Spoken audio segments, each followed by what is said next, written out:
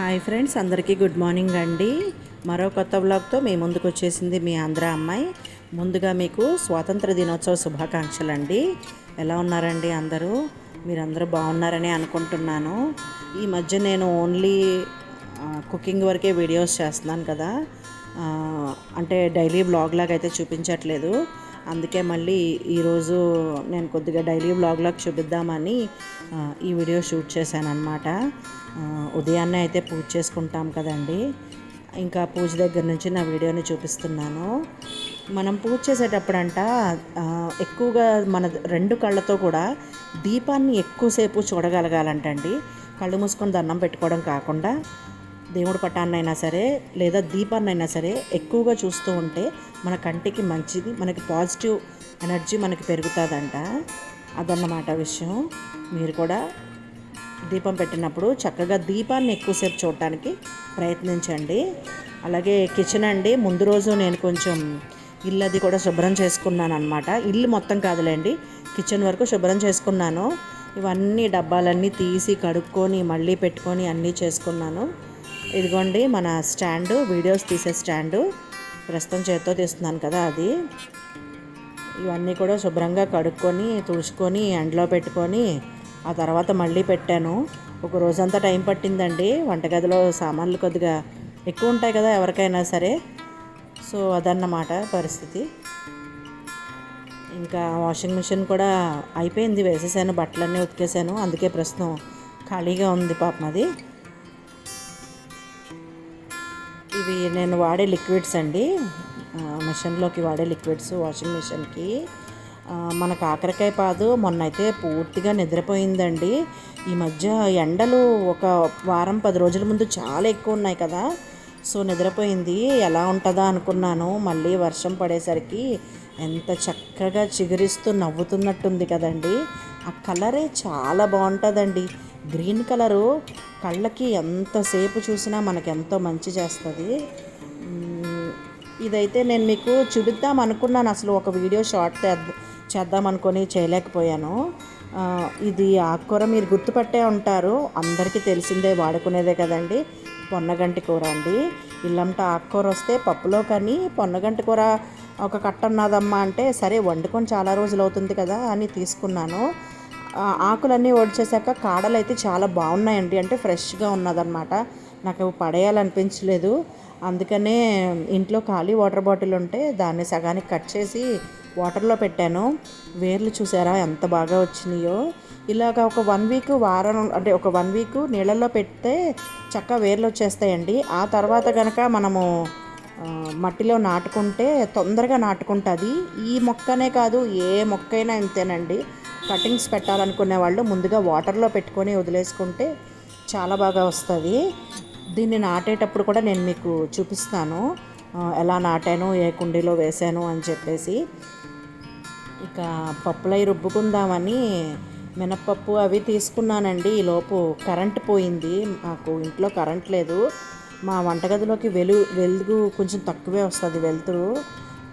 ఖచ్చితంగా లైట్ వేసుకోవాలి, కానీ మరి ఏం చేస్తాము, కరెంట్ లేదు. అందుకే చీకట్లోనే నేను కంటిన్యూ చేస్తున్నాను వీడియోని. చూసారా ఎంత చీకటిగా ఉందో. ఆ డోర్ దగ్గర వరకు మాత్రమే కొద్దిగా వెలుతురు వస్తుంది. దోసపిండి కదండి, అందుకని కొద్దిగా బియ్యంలో మెంతులు కూడా 1 స్పూన్ యాడ్ చేస్తున్నాను. మెంతులు వేస్తే దోశ మంచి కలర్తో పాటు టేస్ట్ వస్తుంది, అలాగే దోశ కరకరలాడుతూ ఉంటుంది అన్నమాట. దానికోసం మెంతులు యాడ్ చేస్తున్నాను. ఈ వేరుశనగ గుళ్ళండి డిమార్ట్ నుంచి తీసుకొచ్చారు మా వారు. నాకు ఎందుకో అంత మంచిగా అనిపించలేదు. ఎండలో పెడదామని చూశాను. నేను చూసినప్పుడే ఎండ కూడా లేదండి, చూడనప్పుడేమో ఎండ చక్కగా బోల్డ్ ఎండ వస్తూ ఉంటుంది. ఇకపోతే మసాలా దినుసులు అన్నీ తీసుకున్నానండి. వీటిని కూడా ఎండలో పెట్టి మసాలా ఆడదాం అనుకున్నాను. అయితే మరి కరెంట్ లేదు కదా ప్రస్తుతం. పోనీలే కాసేపు ఎండలో పెడదాము, కరెంట్ వచ్చినాక ఆడుకుందామన్నా ఈ ఎండ కూడా లేదు. వీటిని అలాగా చిన్న బేషన్ లాంటి గిన్నెలో వేసి పెట్టుకున్నాను. చూసారా మసాలా దినుసులు నాన్ వెజ్ కర్రీస్కి ఇదే మెయిన్ ఇంగ్రీడియంట్ అండి. బయట మసాలాలు ఏమీ నేను కొనను అనమాట, ఇంట్లో మసాలాలే వాడతాను. దీపారాధన అయితే ఇంకా చక్కగా వెలుగుతుంది కదండి. చూసారా వంటగది వంటగది మాత్రం చీకటిగా ఉంటుందండి మాకు. ఆ వెలుతురు వచ్చినా కూడా పెద్దగా వెలుతురు రావట్లేదు. అంటే బయట కూడా మబ్బుగా ఉంది కదా, అందుకని మరీ చీకటిగా ఉంది. సరేలే, ఇంకా నేను వీడియో అయితే కంటిన్యూ చేసేస్తున్నాను. మరి కరెంట్ వచ్చే వరకు అయితే వెయిట్ చేయట్లేదు. ప్రస్తుతం అయితే కర్రీ వండుదామని చెప్పి కూరగాయలు అవి తీసుకున్నానండి. టమాటాలు, ములక్కాయ, బంగాళదుంప కలిపి వండుతున్నాను. దాంట్లో 2 పచ్చిమిరపకాయలు, 2 ఉల్లిపాయలు, బంగాళదుంప ఒకటే తీసుకున్నానండి. పెద్దది కదా, చూసారు కదా మీరు కూడా వీడియోలో. సో ఇప్పుడు అన్నీ ముక్కలు కట్ చేసుకున్నాను. యాజ్ యూజువల్గా మనకు తెలిసిందే, ఉల్లిపాయలు, పచ్చిమిరపకాయలు, టమాటాలు ముక్కలు కట్ చేసుకున్న. బంగాళదుంప కాస్త మీడియం సైజ్ ముక్కలండి, మరీ పెద్దవి మరీ చిన్నవి కాకుండా తీసుకున్నాను. ములక్కాళ్ళు అన్నీ కూడా చక్కగా వాటర్లో కడుక్కొని శుభ్రం చేసి పెట్టుకున్నాను. అయినా కూడా ములక్కాళ్ళు, బంగాళదుంపలు నేను వాటర్లో వేసి ఉంచుతాను. ఎందుకంటే ఉల్లిపాయలు వేగడానికి కాస్త సమయం పడుతుంది. ఈ లోపు అవి బయట ఉంటే పొటాటోస్ రంగు మారుతాయి కదండి, అందుకని వాటర్లో వేసేస్తాను అన్నమాట. ఇప్పుడు ఇంకా కర్రీ అయితే స్టార్ట్ చేసేస్తున్నాను. చాలా ఈజీ అండ్ సింపుల్ కర్రీ అండి. మామూలుగా అయితే నేను ములక్కాయ టమాటా ఇదే ప్రాసెస్లో చేస్తానండి. దీంట్లో ఎటువంటి మసాలాలు వాడను. అల్లం వెల్లుల్లి పేస్ట్ కూడా నేను వాడను. ఓన్లీ ఉప్పు, కారము, పసుపు, తగినంత వాటరు, అలాగే 2 స్పూన్లు ఆయిల్, అంతేనండి. మిగతావి ఏ మసాలాలు కూడా నేను అసలు వేయనండి. వెజిటేబుల్స్ చాలా సింపుల్గా చేయడానికే నేను ప్రయత్నిస్తాను. నాన్ వెజ్ అయితేనే నేను మసాలా యాడ్ చేస్తానండి. వెజిటేబుల్స్ కర్రీస్కి అయితే నేను అసలు మసాలా వాడను. మసాలాలు ఎంత తక్కువ తింటే మనకి అంత మంచిది. అల్లం వెల్లుల్లి మంచిదే కదా అంటారు. వెల్లుల్లి చాలా మంచిదండి. అల్లము రోజు తీసుకోవడం అంత మంచిది కాదు. గ్యాస్ట్రిక్ ప్రాబ్లం ఉన్న వాళ్ళైతే చాలా, అంటే దాదాపు మీరు అవాయిడ్ చేయడం మంచిది. పూర్తిగా కాకుండా ఎప్పుడైనా ఒకసారి తీసుకోవచ్చండి అల్లము. అల్లం తీసుకుంటే గ్యాస్ ప్రాబ్లం అనేది ఎక్కువగా వస్తూ ఉంటుంది అన్నమాట. సో అందుకని నేనైతే బాగా నాకు దగ్గు వచ్చినప్పుడు, కంట్రోల్ అవ్వట్లేదు అనుకున్నప్పుడు మాత్రం అల్లము బాగా హాట్ వాటర్లో, అల్లాన్ని నీళ్ళల్లో బాగా మరిగించేసి ఆ వాటర్లో తేనె కలుపుకొని తాగుతాను. ఆ టైంలో నేను అల్లం ఖచ్చితంగా యూజ్ చేస్తాను.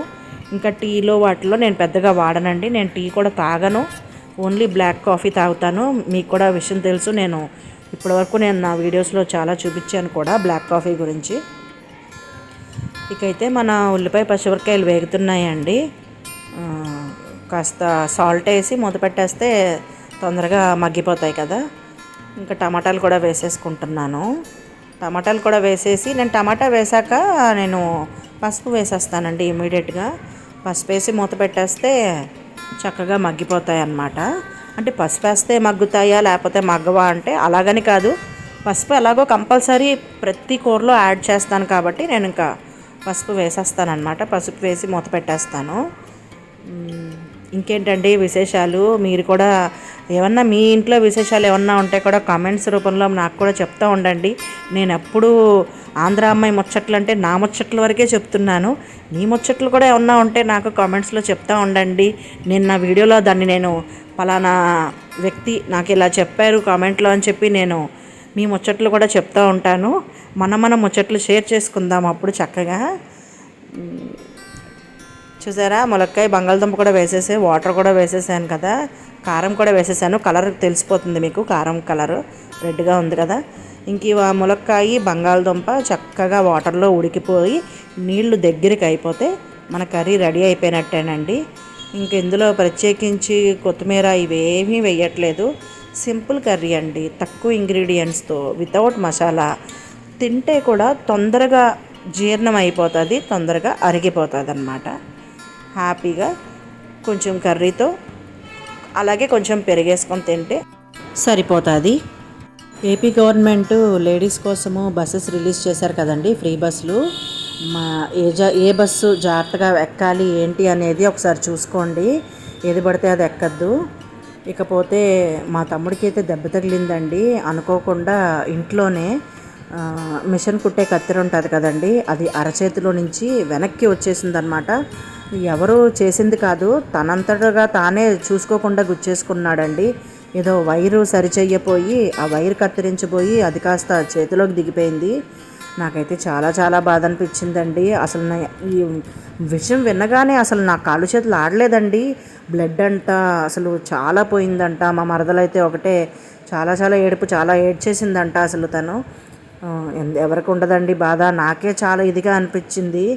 అసలు చూస్తే చెయ్యంతా కూడా బాగా వాసిపోయిందండి. నిజంగా తను ఎలా తట్టుకున్నాడో ఏమో.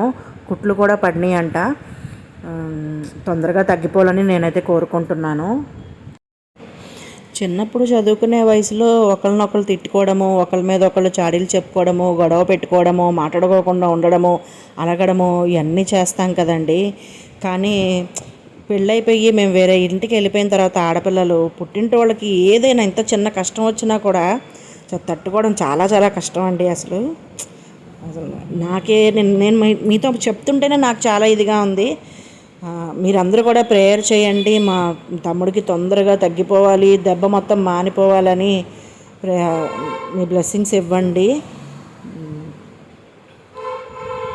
చూసారా అసలు చెయ్యి ఎలా ఉందో, కుట్లు పడినాయి అంట. ఆ కుట్లంట ఈ మధ్య కుట్టడం కాకుండా ఏదో పిన్స్ లాగా వేస్తున్నారంట, అవి వేసారంట. అసలు వేసేటప్పుడు అయితే చాలా పెయిన్ వచ్చిందని చెప్తున్నాడండి నాతోని. నాకైతే రాత్రికి ఎలా పడుకుంటాడా అసలు ఏంటి ఏవేవో ఆలోచనలండి. అసలు నిజంగా ఎలా గుచ్చేసుకున్నాడో మరేంటో. అసలు పొద్దున్నే 8ంటికి జరిగిందంటండి. అసలు చూసుకోకుండా ఎలా చేసుకున్నాడో ఏంటో. ఇంకా బయటికి వెళ్ళడం ఇవన్నీ కూడా చాలా ఇబ్బందే తనకి. మగవాళ్ళు బయటికి వెళ్ళకుండా ఉండలేరు కదండి. అదన్నమాట. కాస్త ఎక్కడికన్నా తిరిగిదా ఉన్నా ఎవరన్నా బండి మీద వెనకాల ఎక్కించుకొని తీసుకెళ్ళాలి ఎక్కడికన్నా వెళ్ళాలి అంటే. ఏదేమైనా ఈ దెబ్బ తొందరగా మానిపోవాలని అనుకుంటున్నాను. మా అమ్మగారు వాళ్ళందరూ కూడా చాలా చాలా కంగారు పడ్డారండి. అసలు పొద్దున్నుంచి ఎవరికి మైండ్లో లేదనమాట. అసలు నేనైతే ఇక వెళ్ళాను, సాయంత్రం వరకు అక్కడే ఉండి వచ్చాను వాళ్ళ దగ్గరగా. ఇంకా ఏమో లేండి. అసలు ఈ దెబ్బలేంటో ఇవన్నీ మనకి రాసి పెట్టున్నాయి, మనము ఏది తప్పించుకోలేమంటారు కదా భగవంతుడు. కానీ నాకైతే ఏదో పెద్దది కాకుండా చిన్నగా తగిలి తప్పించుకున్నాడేమో అనిపించింది. కానీ ఇదేమంత చిన్నది కాదండి, చాలా బ్లడ్ పోయిందని చెప్తున్నారు. ఏదేమైనా తను తొందరగా కోలుకోవాలని నేను కోరుకుంటున్నాను. చూసారా అసలు చెయ్యి అంతా ఎలా ఉన్నదో. బ్లడ్ అంటండి పంపు దారలాగా పోయిందంటండి. పంపు ఎక్కడైనా వాటర్ కోసం తవ్వితే నీళ్ళు ఎలాగ భూమిలో నుంచి బయటకు వచ్చేస్తాయో అలా పంపులాగా పోయిందంటండి. పసుపు డబ్బా అయితే సగం డబ్బా పసుపు అయిపోయింది. అసలు దేనికి తగ్గట్లేదు. క్లాతులు పెట్టేస్తున్నారు, అసలు పెద్ద పెద్ద బట్టలు పెడుతున్నారు, చుడుతున్నారు. చేతికంటండి అరచేతిలో నుంచి ఈ చేతి నుంచి ఇటువైపు నుంచి వచ్చేస్తుందంట, అటువైపు నుంచి కూడా పంపు దారిలాగా వచ్చేస్తుందంట. అసలు ఆగట్లేదంట. అదే డాక్టర్ దగ్గరికి వెళ్తే క్లీనింగ్ చేద్దామని ఆయన క్లాత్ అన్నీ తీసి పసుపు ఇంత గడ్డలాగా ముద్ద అయిపోయింది, పసుపు అంతా కూడా ఎర్రగా అయిపోయిందంట. ఆ ముద్ద పక్కకు పెడితే మళ్ళీ పైపులాగా బయటకు తన్నేస్తుందంట. అతనే చాలా భయపడిపోయాడంట. ఇదేంటండి బ్లడ్ అసలు ఆగట్లేదు, ఇంత వచ్చేస్తుంది అని చెప్పేసి గబగబా అసలుకి చర్మం అంట 2 చీలిపోయినట్టు అయిపోతే రెండింటిని దగ్గర పెట్టి పిన్స్ కొట్టారంట. అసలుకి చెప్తుంటేనే నాకు ఎలా తట్టుకున్నాడా అసలు. ఇదంతా కూడా నేను దూరంగా ఉన్నాను కాబట్టి కళ్ళతో చూసిన అసలు మా మరదల పరిస్థితి ఎలాగా అని నాకైతే అంత బాధ అనిపిస్తుందండి నిజంగా. తొందరగా అయితే తగ్గిపోవాలండి.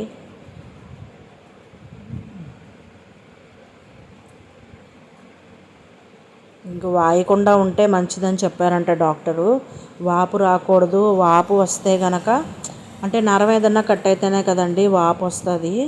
సో వాపు రాకుండా జాగ్రత్త పడాలి, వాపు రాకుండా ఉండాలి. కొన్ని తినాల్సిన ఫుడ్, తినకూడని ఫుడ్స్ అవి చెప్పారు. అలాగే మెడిసిన్స్ ఇచ్చారండి. 3 days తర్వాత మళ్ళీ వచ్చి చూపించమన్నారు. మరి అప్పుడు వెళ్తే కనుక డ్రెస్సింగ్ అది మారుస్తారన్నమాట. దానికోసమని 3 days తర్వాత మళ్ళీ రమ్మన్నారు. ఇదేనండి ఫ్రెండ్స్ ఈరోజు వీడియో. ఎలా ఉందో కమెంట్ చేయండి, సబ్స్క్రైబ్ అవ్వండి.